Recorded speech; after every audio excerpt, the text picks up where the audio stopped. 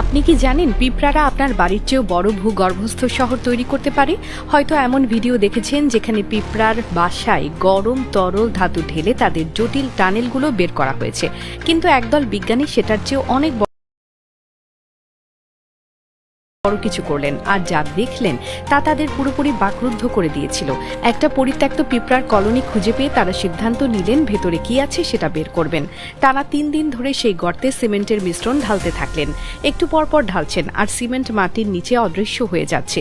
শেষ পর্যন্ত প্রায় 10 টন সিমেন্ট মাটি গিলে নিল। বিজ্ঞানীরা তখনই বুঝলেন নিচে যা আছে সেটা ছোট কিছু না। এরপর শুরু হলো খনন। টানা 10 দিন, আর মাটি সরতে সরতে যা বেরিয়ে আসতে লাগলো তা দেখে সবাই স্তব্ধ। মাটির নিচে লুকিয়ে ছিল একটা পূর্ণাঙ্গ শহর, যেখানে একসময় বাস করত 100 কোটি পিঁপড়া। ভেতরে ছিল হাইওয়ে, আলাদা আলাদা থাকার ঘর, খাবার মজুদ রাখার স্টোরেজ রুম, ছত্রাকের বাগান, এমনকি বর্জ্য ফেলার জন্য আলাদা রিসাইক্লিং সেন্টারও।